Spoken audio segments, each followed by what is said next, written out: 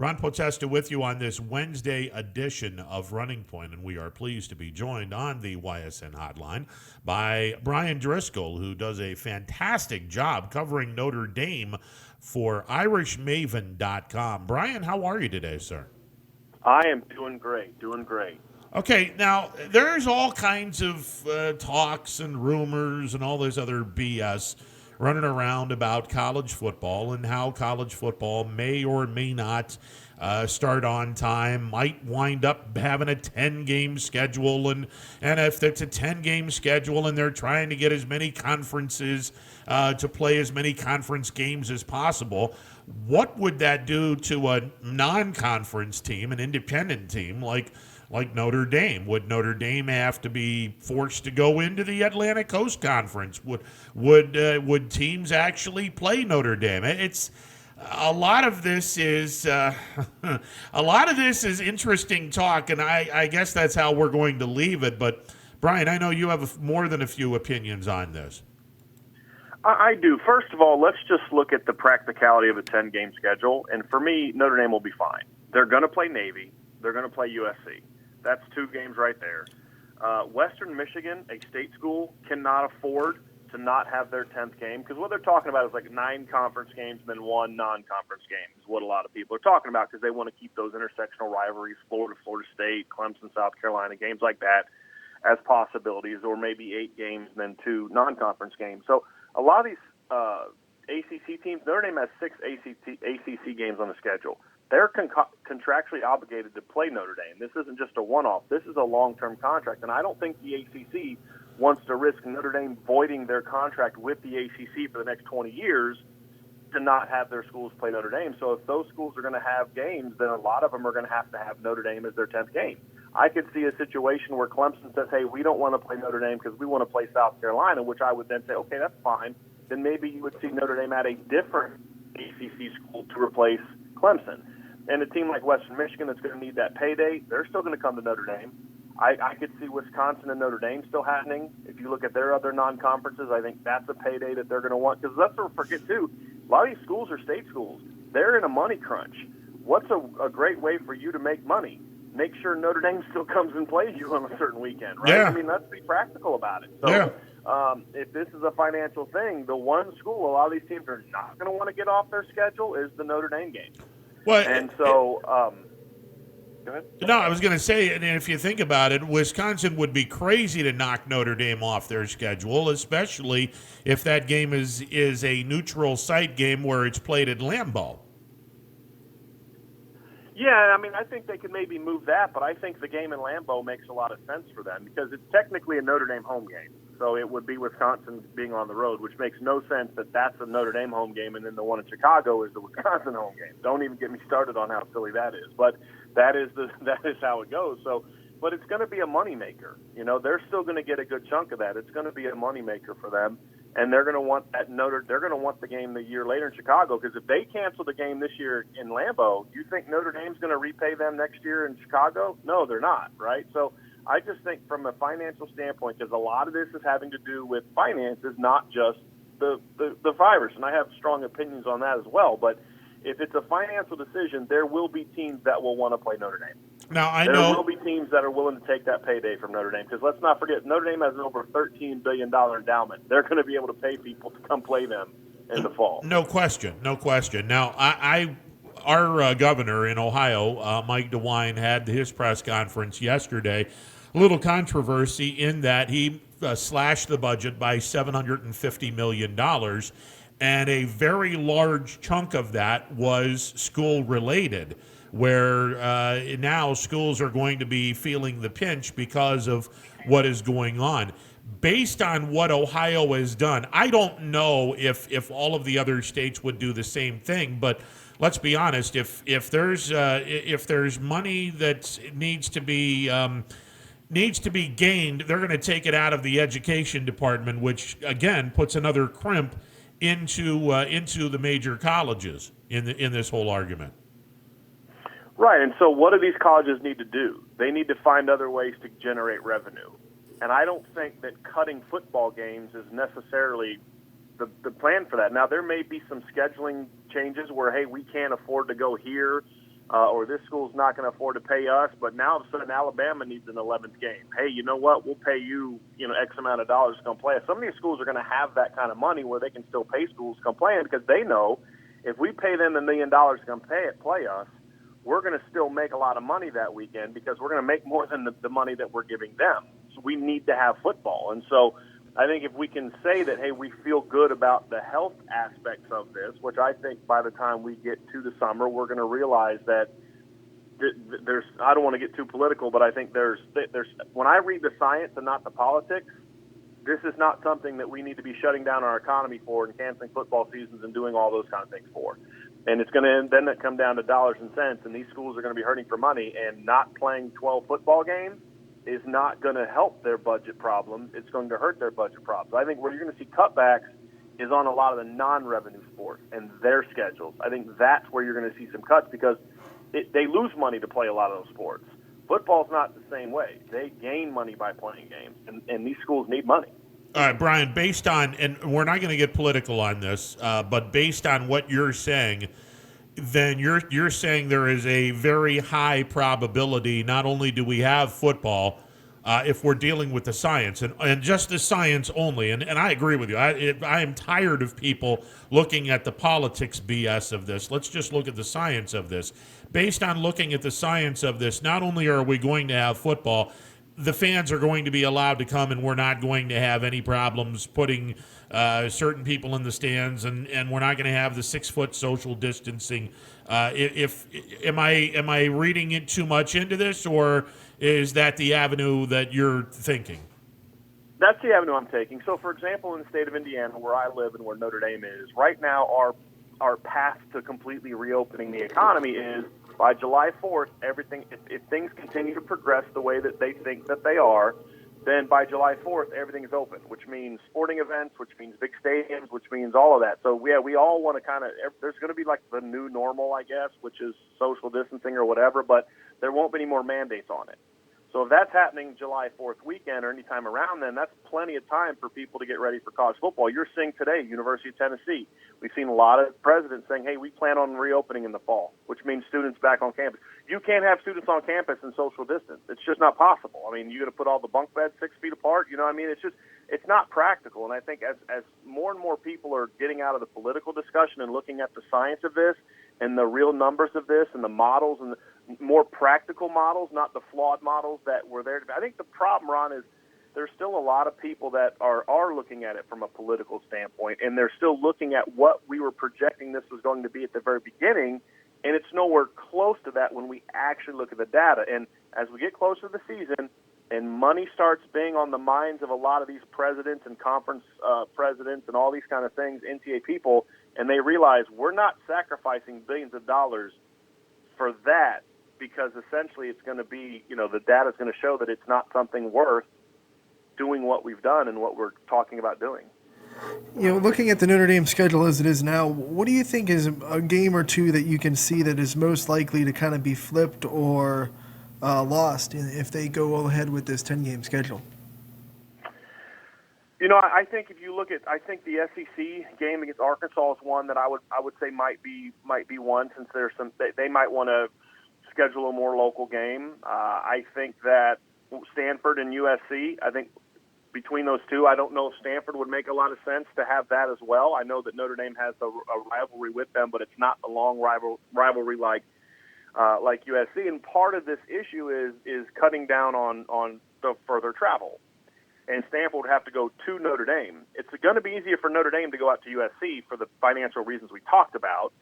It's going to be a little harder for a California team to then fly out to South Bend, Indiana, based on what's going on in California and the practical nature of that. So I could see one of those two games to being lost. And if they go to a 9-conference plus the one, then I could see the Clemson game being dropped as well. That could be the one ACC game they drop, because Clemson, I believe, is the only ACC team on Notre Dame's schedule whose main rival is out of their conference, and that would be South Carolina. And so that they're would be going to go to a 9+1. I was going to say that would be unfortunate, because the way Notre Dame and Clemson are going to be rated. Notre Dame should be rated in the top 10.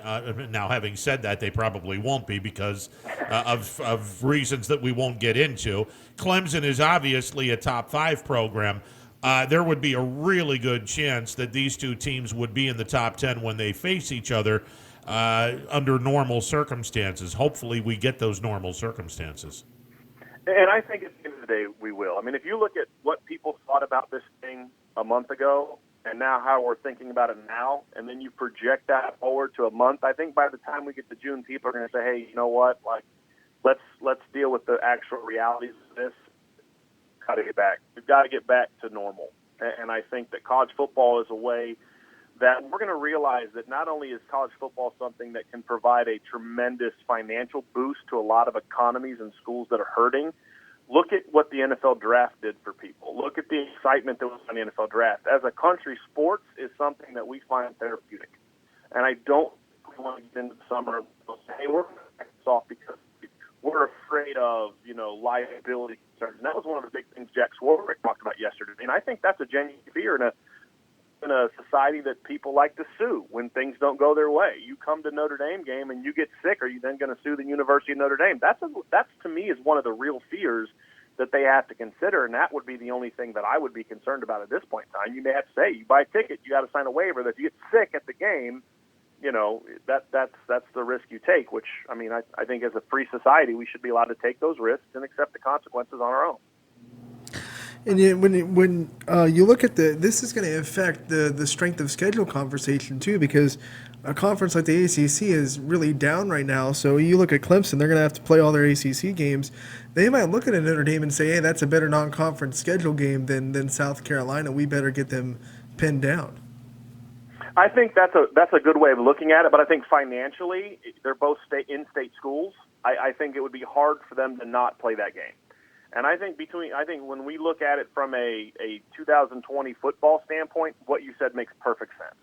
And I agree with it. But I think there's going to be more to it than just this season. And that's why I would like to see maybe the ACC go, 8 and then +2, with Notre Dame.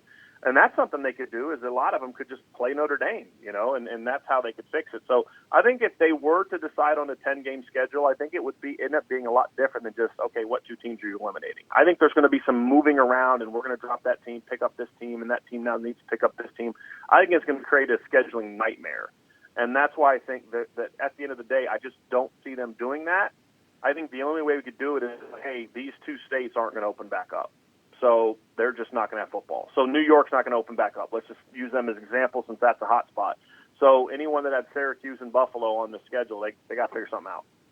And I think that would make it a little bit more manageable. Bryan Driskell with IrishMaven.com joining me and Anthony on the YSN hotline. You brought up something that I think a lot of people would be scared to death about. We live in a sue-happy society where And I agree with you. If stuff don't go right, or if something happens in a stadium in which you're watching a game and something happens where you're affected health-wise, the first thing for an average American is to sue the place of which you saw the game. And it's a very real possibility. However, I tend to agree with what you're saying. Either sign a waiver or, better yet, have one of those thermometers, the instant thermometers where you go over a person's forehead, and if you have a temperature, you ain't coming to our ball game, period. I think that would make some really practical issues because here's the thing, what you've got to remember about these big-time programs like House today, 10,000 people in the parking lot tailgating that aren't going to the game. So, you could be perfectly fine, be around someone in the tailgate, and we're tailgating for 5 hours, and then, I catch it from that person. I'm not going to show it when I get to the stadium. I'm going to catch it from someone in the parking lot. You know what I mean? So it's like, once you get to the stadium, you've already, if you're going to get it, then you're going to get it. But my thing is, I just feel like, I'm going to stay away from the conversation of what this is. I mean, obviously I have a very real firsthand experience with what this is and what this is about, so I don't want to get into that. But I just feel like the best thing to do is the waiver aspect of it. Because even if you do take the thermometer and someone doesn't get in, there's going to be someone who's asymptomatic. Like, and they're gonna they could then pass it to someone else. I mean, that's the thing is the vast majority of the people that have this is what we're seeing from science is a lot of people are getting this and they have no clue they have it. And so those are the people that you have to worry about spreading it. It's not just, okay, you're sick, you can't be here, because that's just not how this virus works. I got to believe, though, that, in the back of every ticket, I know growing up when you went to a ball game, on the back of the ticket, it was basically a legal protection for the team saying, hey, this ticket holder assumes all responsibilities. If you get hit in a baseball game with a batted ball, if you get hit with a bat, if you get hit with anything, the team is not liable. I suppose if you really want to have a technicality or have a legalese on the back of a ticket, assuming that they still have tickets, which some places don't, and you basically scan your smartphone, maybe on the back of a ticket should be, hey, if you get coronavirus and it sounds stupid, but if you get coronavirus or you get sick at Notre Dame Stadium, best of luck to you. We're not responsible for this. I can't believe I can't believe that we're thinking about this in the year 2020. But again, this goes back to the pettiness of people wanting to sue someone if stuff doesn't go right for them. Well, especially an institution like a Notre Dame or an Ohio State that are very wealthy institutions from a perception standpoint, and they are in the athletic programs especially, and that's just the reality of the world we live in, and schools have to protect themselves. And so, I think that's why I think the waiver aspect of it, and I think it needs to go more than just like, because look, that thing is on, I remember reading that when I was a kid going to Reds games, right? The thing about, hey, you get in the face with a baseball, you should have been paying attention, basically, you know what I mean? Like, but that doesn't stop people from still suing them. With baseball teams, if something happens. So I just feel like there's going to need to be a special addendum saying that, and I think that you could see them going away from paper tickets completely, and you have to buy your tickets online, and there's a special thing. You have to read this and click on this before you can buy the ticket. And if you're not willing to accept this liability, then you can't then go to the next step of buying the ticket. I think that's what we're going to have to do because of the society that we live in, and they have to protect themselves because you want to talk about doing serious damage, let one person win that suit, and then everybody follows suit. And that's just the world we live in. You shouldn't have to warn someone you don't want to spill McDonald's coffee on your lap because coffee's hot.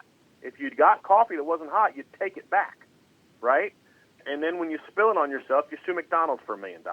You shouldn't have to have that disclaimer, but think about some of the products in your home, Ron, that you look at and you say, why is there a warning on here not to ingest it? Because some idiot ingested it at some point in time, and they had to protect themselves from it. And that's just the whole deal. Yeah, well, that's one of the reasons why on social media I had that wonderful thing with Lysol. I was like, how many morons would actually do something like that? And then you have to think about it because there were people that took Tide Pods and ate them. So we do live in a weird society, I guess. Yeah, there's some teenager who was licking the bottom of his toilet seat to prove some point that, he wanted to prove to everyone he was a moron. But yeah, we live in that kind of society, and I think schools need to rightly protect themselves where you can sue all you, because what happens, Ron, is even if they get sued by 1,000 people and they win all those lawsuits, that still costs them a lot of money to win those lawsuits. Whereas if you have a waiver, then those things get kind of out initially and say, hey, you signed a waiver. I'm sorry, there's really not a lot you can do.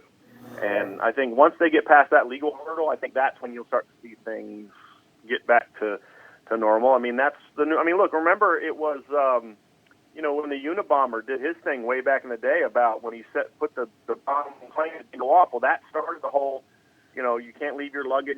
It's a normal thing for us now, but 30 years ago that wasn't a normal thing. And so there's going to be things that come out of this that are going to be new normals that schools are going to do that I think at the end of the day are going to be good for them and going to give them a lot more of a legal protections against a lot more things than just this. And I think that's smart. There are several neutral site games on the schedule. I'm looking, you had the Wisconsin game that we talked about. You played Georgia Tech at Mercedes-Benz Stadium.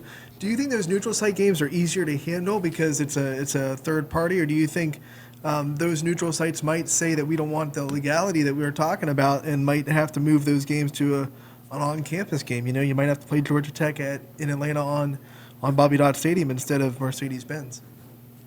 I think that's something that's going to be discussed. I think your latter point is a good one. Like, hey, you know what? This is between you guys.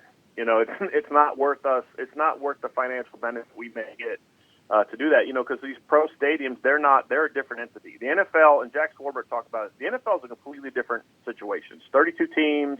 They're all basically private institutions. It's a completely different situation that a lot of these state schools are dealing with. Ohio State has to deal with the ramifications of the state budget, whereas the Cincinnati Bengals don't. And so, or the Cleveland Browns don't. So I think it's a different entity. They may want to just get out of this altogether for this year. And I think that would make a lot of sense for them to say, look, you guys deal with it on your own campuses. Because now you're bringing a third party that now has to have its own legal protections and issues going on should it get to that. So I can see some of those, like the Navy game, and that could create a bit of a headache for Notre Dame, because you've got the Navy game, that's a neutral site. You've got the Wisconsin game, that's a neutral site. And you've got the Georgia Tech, that's technically a Georgia Tech home game, but they wanted to move it to a bigger venue for obvious reasons, which is, again, why I say Notre Dame's going to be fine. How many times Syracuse gave up a home game against Notre Dame in 2016 to move to MetLife in New Jersey, not for any other reason than they could get more people in the stands to make more money because it's Notre Dame. There will be 10 teams that will want to play Notre Dame this year for financial reasons alone. So for Notre Dame specifically, they'll have 10 games and they'll be fine. Well, and the big thing that I think is not being stated, should college football decide, hey, we're too scared, we really don't feel comfortable playing football this year, don't think for a second the National Football League isn't going to swoop in and say, hey, we're going to start playing our games on Saturday, and good luck trying to get those Saturday games back, because once the NFL entrenches themselves in that particular day, there's no way they're going to move away from Saturday. They'll own the weekend, which is a big reason why college football cannot afford to just throw the white flag and say, hey, we're not playing football this year, because the NFL will steal Saturdays, and good luck trying to get that back. Well, there's just no reason to not have football. Again, you forget the politics. Just read the science. Read what's come out the last couple weeks about what this disease is. And again, I have firsthand experience with this. My wife battled that, and my doctor believes I had it because it's a very contagious disease, and I was cooped up in a home for 3 weeks with someone who had it. You know what I mean? And I had no symptoms. And it's a thing where it's not something that we should be dismissing. It's not something we should say, oh, it's just like the flu. It's not just like the flu. It's different from the flu. But it's also not something that I think that the more we learn about it should be something that moving forward we should continue to make the same decisions we've made.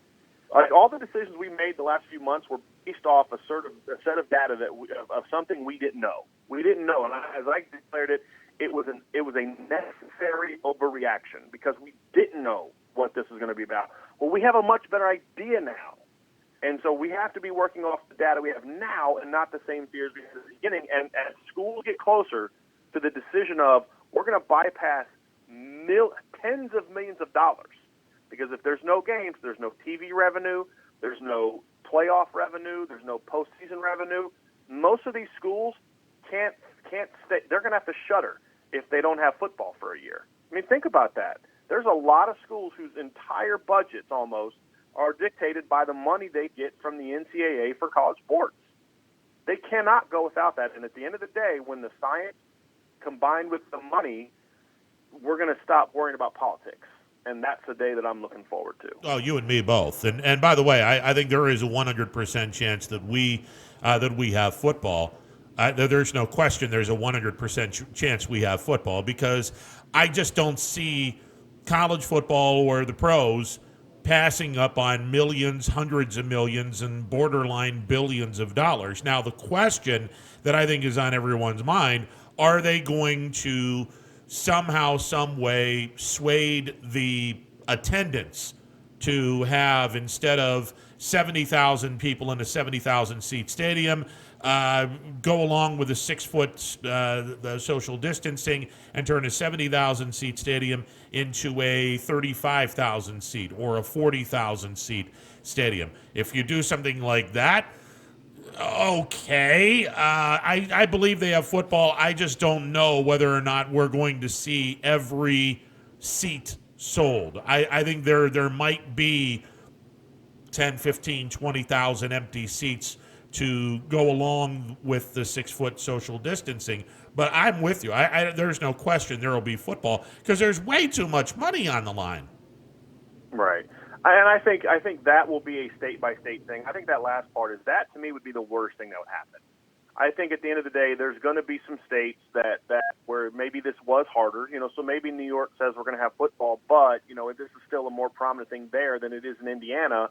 So we're only allow Syracuse to have 25,000 people in their stadium. I'm just throwing out a random number, and they seats have to be X amount. Okay, that's fine. People have to wear masks.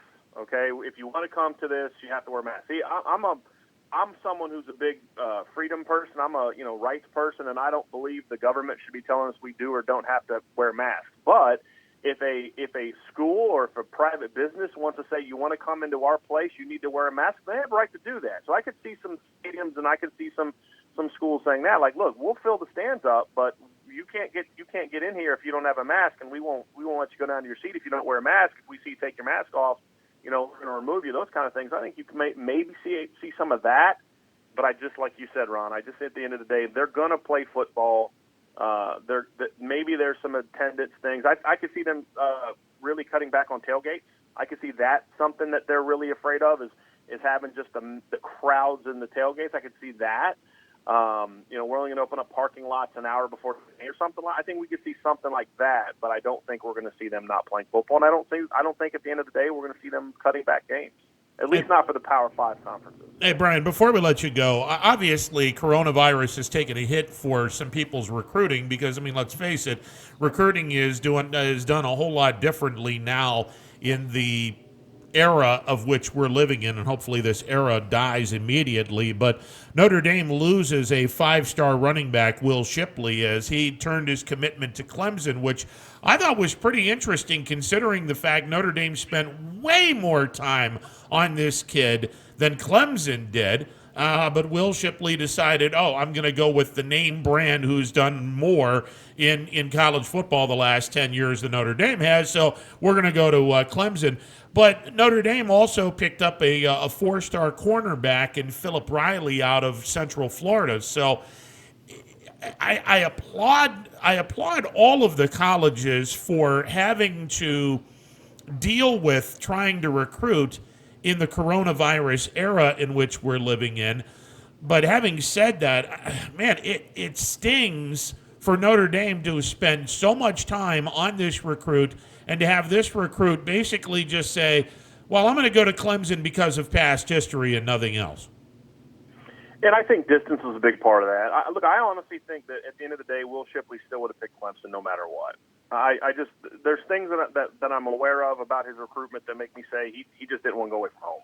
And it didn't matter. Look, Ohio State just got a commitment from a 5-star running back from Virginia that's never visited campus. Will Shipley has been to Notre Dame. He was here for the USC game. He's been on campus. So, and then they just picked up the cornerback Notre Dame just picked up from Florida. He's never been to campus, never visited. They still got him. So I think at the end of the day, he made a decision that was best for him, and I think he would have made that no matter what. I actually think this could end up being a blessing for not just Notre Dame but college football. I think that there's the calendar for college coaches is way too jam-packed. It's hurting their ability to be fathers. It's hurting their ability to be husbands. It's hurting their ability to be healthy. When you're constantly have to be recruiting nonstop on the road, at schools, having kids on campus, I think that this could be something where we say, hey, you know what? We can get a lot done virtually. So let's have some of these months where we've got coaches on the road where they can't see their kids and they can't do this. Let's have those be periods where they can have interaction, but they can't travel and kids can't come, kids can come to campus, but you can't be on the road. Maybe there'd be some of that. I think that would be something that could be a really big benefit of this. We're actually looking out for the fact that we're asking way too much of young people and their families by having all these visits and all these different things that they have to do, and we're putting way too much of a burden on our coaches who are trying to also be husbands and fathers and different things like that by having them just gone all the time. There's a happy medium. We need to pull back on this because there's now technology that allows us. You can take a kid on a virtual tour of campus now. He can see the campus. You don't need 3 visits, right? And I think that would be something that could be a very big benefit for the game, not just for young people, but also for coaches, because we lose that. A lot of times let's protect the kids, and these are people too. These are husbands. These are fathers. You're in Ohio. I've known Tony Alpert for a long time. Tony Alpert takes being a husband and a father very seriously, but it's hard when you're on the road for 2-3 months at a time. It's just a challenge, and I think that's something that I would love to see come from this whole thing. Agreed wholeheartedly. And by the way, take a virtual tour of Notre Dame. Make sure it's sunny in South Bend, where you have the sunshine beaming down on the campus. Because I am a Notre Dame fan, so it's going to be extremely biased. But if you're on the campus of the University of Notre Dame, I know of no other campus that is as gorgeous and as historically significant as the University of Notre Dame. Oh, there's no question. And look, kids will eventually get to campus. It's just that, do we need to be making sure these kids are becoming as sophomores and juniors? And do we need to have the coaches on the road for an entire month? And where the summer was kind of the time where the coaches could, relax and recover, and you'd have some camps, but you could be a father. Well, now you've got April, May, June, you've got official visits.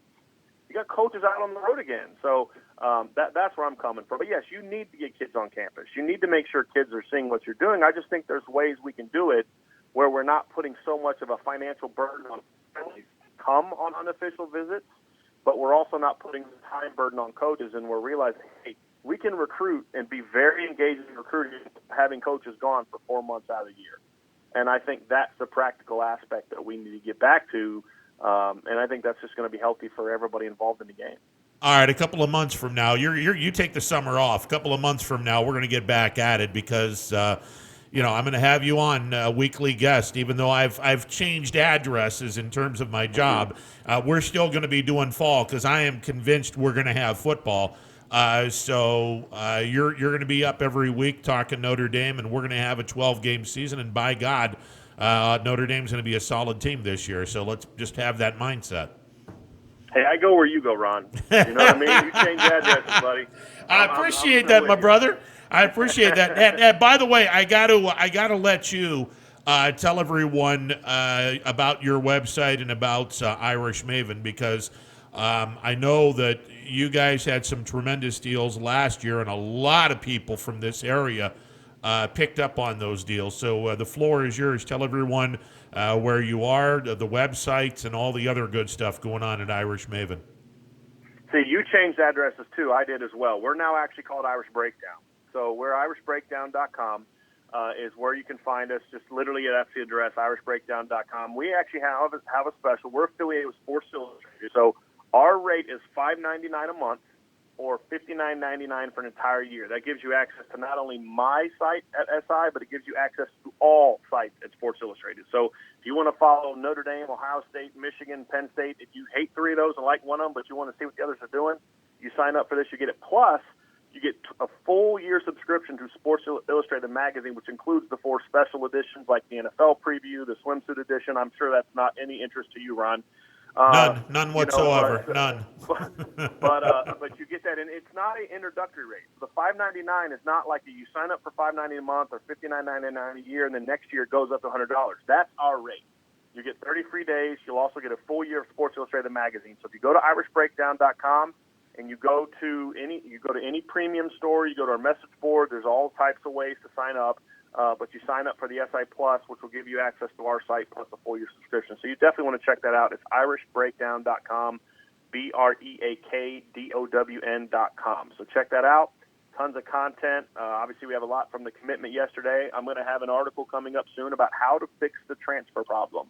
And the one-time transfer rule, in my opinion, is a horrible idea, but I do think changes are needed, and I'm going to propose what those are. So you get lots of stuff like that, plus Notre Dame coverage, college football coverage. You're gonna love it. You just got to check it out. irishbreakdown.com. Well, there you go, Bryan. Always a pleasure, and I am so grateful for the relationship that we have put together with you and irishbreakdown.com, and all the best to your wife. I know that fingers were crossed, and things were kind of goofy for a little while with all of that, but a very happy ending. She survived and is doing quite well, and we're grateful for that. Me too. And then everyone's prayers and thoughts were just tremendous. The Notre Dame community was excellent. Former players reached out to see how she was doing. Parents of players reached out.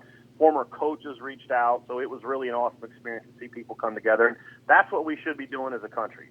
Right, left, Democrat, Republican, Northern, Southern, whatever. We're Americans. We need to come together through these things and be on the same page. We don't have to agree on everything. We need to look out for each other. Look out for your neighbors. look out for people around you, make your community better. That's what we should all be worried about. Amen. Amen. Bryan, always a pleasure. Look forward to catching up soon. Thanks for having me on, guys. You Take got care. it, man. IrishBreakdown.com. That's where Bryan Driskell is, and a really, really good dude.